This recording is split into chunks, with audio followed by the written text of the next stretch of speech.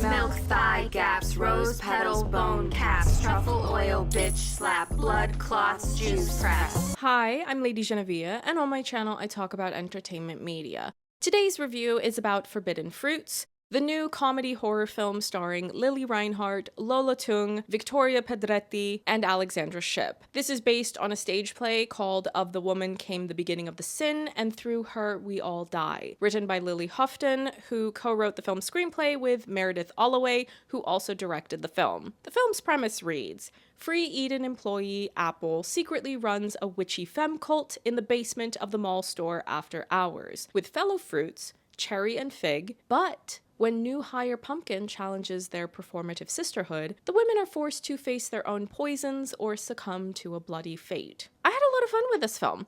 It took little to no time for me to immediately clue into what sort of vibe and sense of humor this film was going for. It's definitely the type of film that wears its influences and references on its sleeves, so if you're within that target audience, you're bound to have fun with it too. If you think about films like Jawbreaker or The Craft, films where you have a friendship group of women and there are power struggles within that group, there's some sort of Queen Bee character who is particularly devious, but no less iconic for those devious ways. And there's a thoughtful exploration of the highs and lows of girlhood or womanhood. The social group of this film is called The Fruits, and each member has a fruit name: apple, cherry, fig, and pumpkin.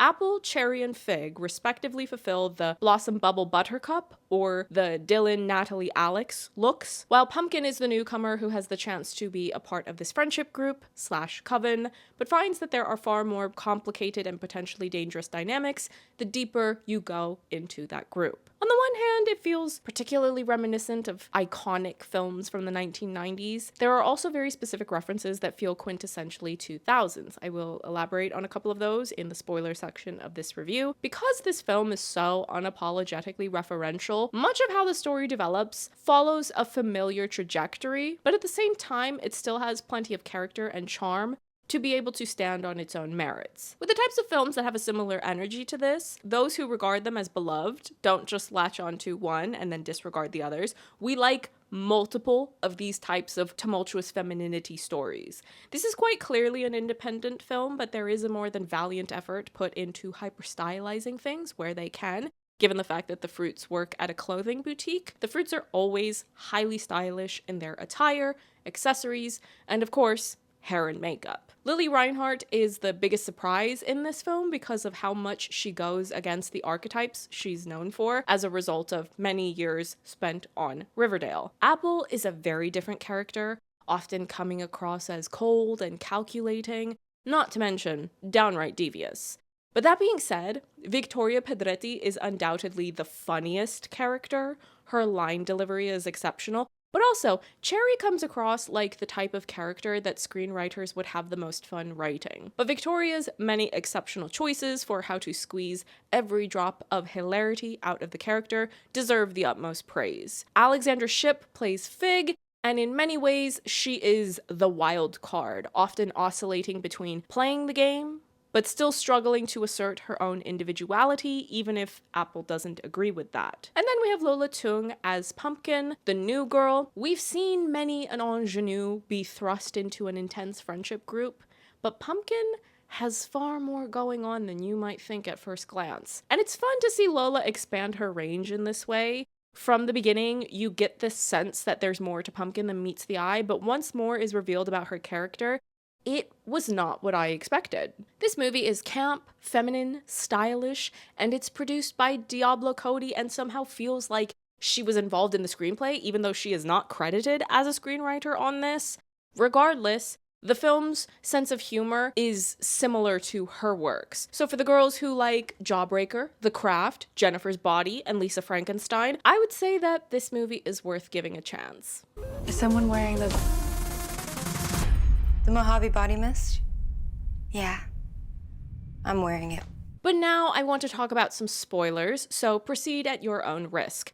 If you were on the fence because of the horror of it all, they don't really start to get into the more traditionally horrific things until you get much further into the film's runtime. There is a gradual escalation, but once that momentum really picks up, things get gnarly. That being said, I found that the lower budget of Forbidden Fruits as an independent film, it made it to where the violence didn't feel like it was overly traumatizing to watch. It's not as if the dramatic stakes lack in drama, but because so much of the film has a darkly comedic sense of humor, it's as if the film is inviting you to laugh at the absurdity of certain violent things that happen near the end of the film. I need to talk a bit about the soundtrack though. Playing the early 2000s Eurodance cover of Heaven while the coven is tripping from the placebo effect of taking a sequin. Did I or did I not say that this movie is camp?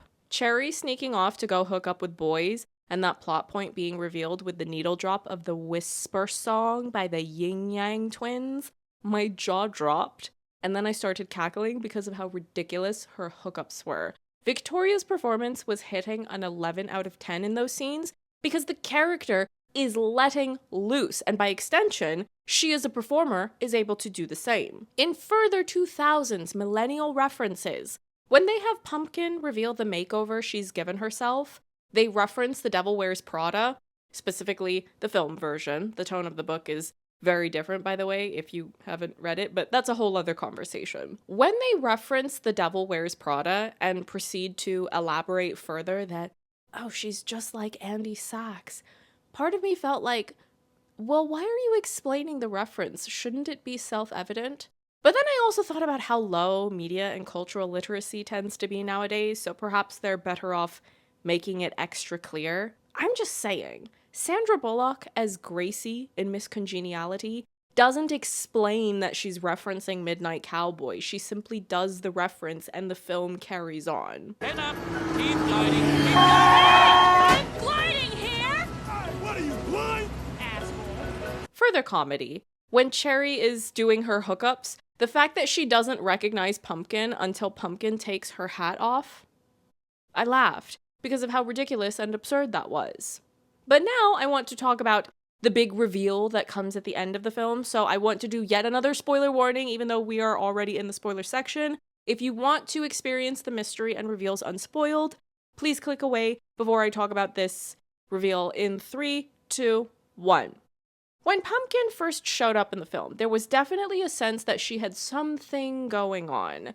The way that she was just the right amount of persistent to gain entry into the fruits, and then once she was in the group, she was always gaining and cataloging information, and she would speak to her mother on the phone in such a way that it felt like she had a larger reason for wanting to join the fruits. Initially, I thought it might have something to do with a previous member of the fruits named Pickle. Maybe that was her friend and she wants to get revenge. I don't know. But what actually gets revealed at the very end of the film is that Pumpkin and Apple are half-sisters. They have the same father, and he was a low-life scum. He somehow married both of their mothers. I don't know which marriage happened first, but either way, we hate him. However, Pumpkin had learned that Apple had apparently done away with him, and she wants Apple to confess to doing this.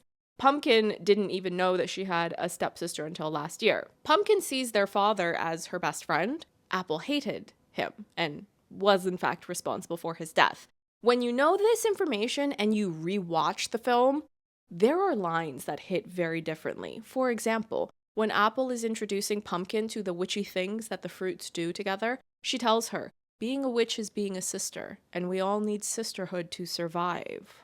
So keeping all of those things in mind, the movie plays out in so many expanded dimensions if you rewatch everything from the beginning after you've seen the film's ending, because when you understand Apple's trauma of being so betrayed by her father, you will look at her controlling, micromanaging ways very differently. It's not so much about being okay with her behavior, but it makes everything so much more nuanced and interesting. She's not just the cliche of yet another mean girl who needs to be told off for not being kind enough to her friends. Apple is very damaged and traumatized by her experiences with both her father and her mother, who turned her out of the home because of what Apple had done to her father, even though Apple was just trying to protect both herself and her mother. I love getting to see a layered, messy woman do big, dramatic monologues, and Lili Reinhart gets to do exactly that. Directly to the camera, uninterrupted, and let the record show that she can do far more than what a lot of us might have thought before seeing this film. And that's part of what's fun about being a cinephile, is when you see someone that you were already somewhat familiar with do something entirely new that you did not already know that they had in their repertoire. The divas are up. Watch Forbidden Fruits. Support independent cinema, and whomever out there has too much money, make sure you give some of that money to Meredith Alloway so she can direct another film, because this was an excellent feature film debut.